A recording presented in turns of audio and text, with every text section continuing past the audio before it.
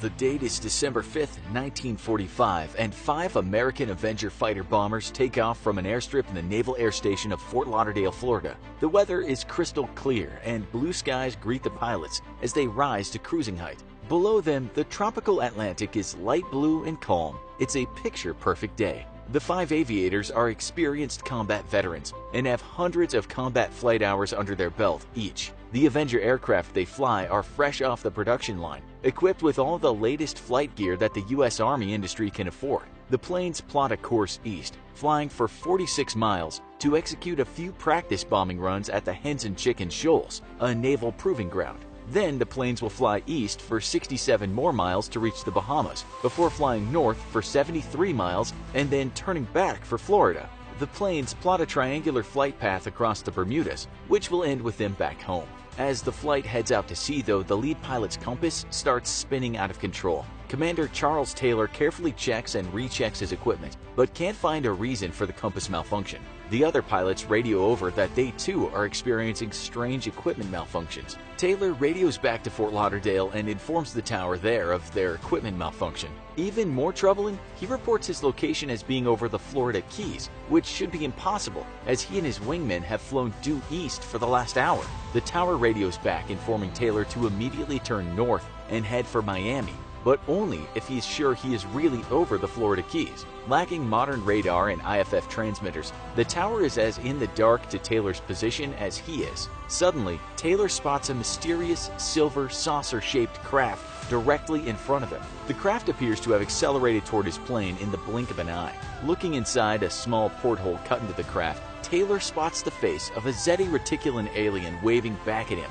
licking his lips in anticipation at the delicious human brain feast it's about to gorge itself on. At the same time, miles beneath the Atlantic Ocean, a fire crystal that once powered the now sunken city of Atlantis hums with energy. The Atlantean relic, damaged in the great catastrophe that sunk the legendary city beneath the waves eons ago, is still functional, but severely damaged. The fire crystal releases a burst of energy that bores through miles of water and into the sky, incinerating Taylor and his aircraft. Except the Atlantean fire crystal is too late because Taylor and the other planes with him are suddenly overtaken by a shining, whirling vortex of Triforce energy, which teleports the pilots and their aircraft to the year 3451 AD. Arriving in our distant future, Taylor lands his plane to find a planet ruled by Bigfoots, a planet of the mythical apes. The Bermuda Triangle has mystified humanity ever since the disappearance of the now legendary Flight 19.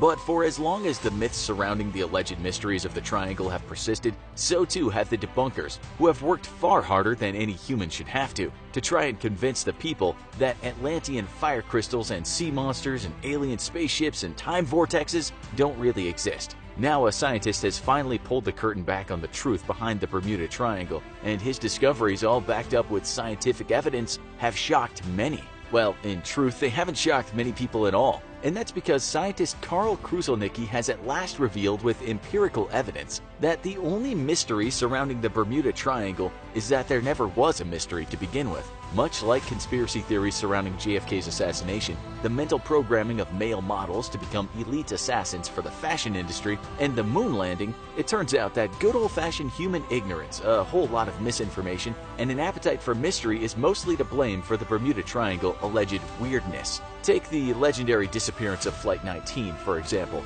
In our opening scenario, we told the story as most conspiracy theorists tell it, and yet there are very many glaring errors even before we get to the aliens, fire crystals, and time vortexes. The weather, for example, was not crystal clear, and there was moderate cloud cover that impeded the pilot's sight at times. The waves below were cresting about 15 meters, hardly calm skies for a pleasant afternoon flight. The pilots themselves were not combat veterans with hundreds of flight hours between them, but rather 4 of them were extremely inexperienced and on what would have been one of their first training flights. Commander Taylor himself was also quite the controversial figure. He was known to be a heavy drinker and in fact had shown up that day quite hungover. Also, he had a prior history for getting lost and having to ditch his plane. having done so twice already. Clearly not the best navigator in the world, which maybe helps explain why he drifted so far off course. The fact that the airmen were not flying brand new Avengers but rather well-used aircraft probably also explains why Taylor's compass malfunctioned,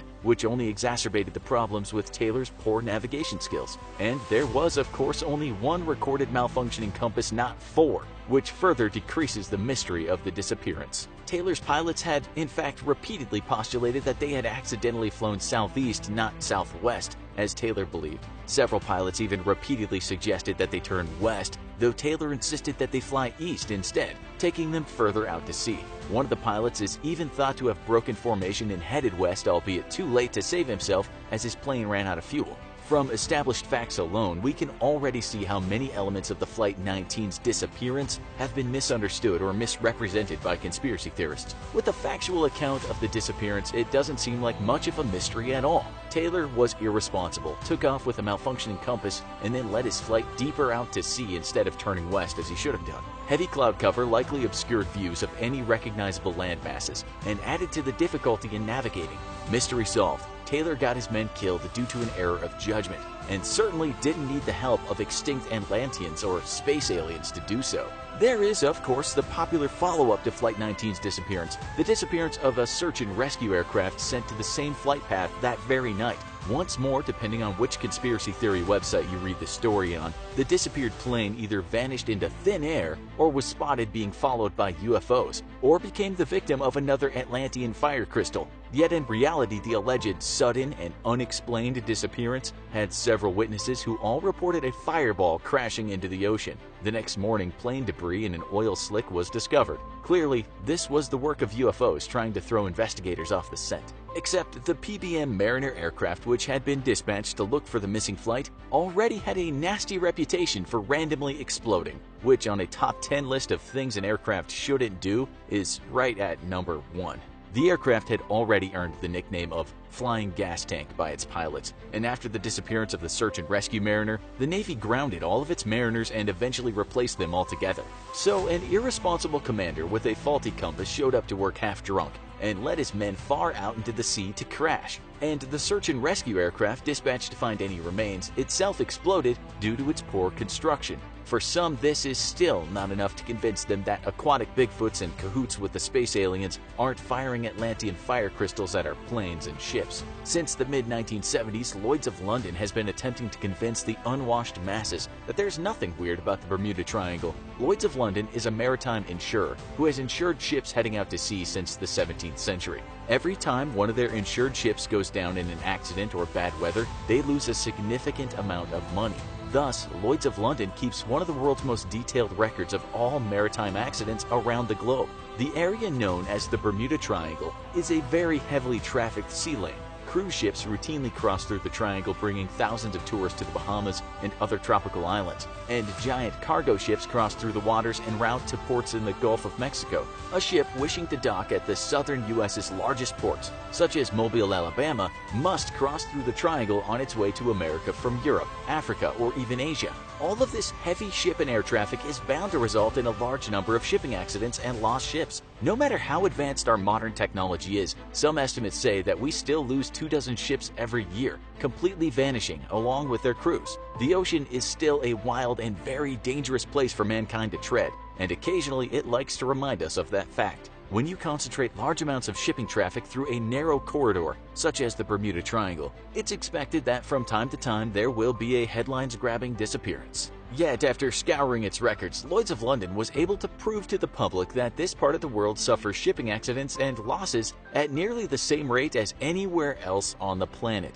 In fact, they've been trying to tell the world at large this since about 1974. And in completely predictable fashion, most people continue to call it fake news. The deep state, in this case a literal deep state beneath the waves known as Atlantis, is clearly to blame. Briefly, another theory, which was at least scientific in nature, was proposed for the loss of ships and planes across the triangle. This theory states that massive releases of methane gas, frozen beneath the first few layers of soil at the bottom of the ocean, could be responsible for sinking ships and dropping planes out of the sky. Such a large release of methane could in fact create a swarm of bubbles directly underneath a ship, which would destroy its buoyancy and cause the ship to immediately sink. Imagine one huge bubble slowly rising to the surface, with a ship at the very center of it when it breaks the surface and bursts. With no ocean underneath it, the ship plummets into an empty air cavity, and the ocean crashes down above it, immediately sinking the ship. In a very similar way, this is what theorists propose happens to ships in the triangle. The methane, however, can rise for tens of thousands of feet, and when it comes into contact with superheated jet exhaust, it can explode. The resulting explosion could damage jet engines and cause planes to fall out of the sky. The theory is actually completely plausible and very realistic, except scientists say that the last massive release of undersea methane in the area occurred about 15,000 years ago. It turns out that the only real mystery surrounding the Bermuda Triangle is why there's a mystery left to begin with. The facts and the data have been publicly available since the mid-70s, and prominent scientists have debunked the entire mystery routinely over the last several decades. In the end, it seems people simply like having a good mystery, and living in a world with no mysterious circumstances, alien spaceships, and Atlantean fire crystals may be too boring for some. What do you think is the real source of the Bermuda Triangle mystery? Is there something else out there that we might be overlooking? Tell us your theory in the comments. Then go watch How Did a Whole Village Disappear? The Lost Colony of Roanoke Mystery. Also, don't forget to like, share, and subscribe, or the aliens will get you.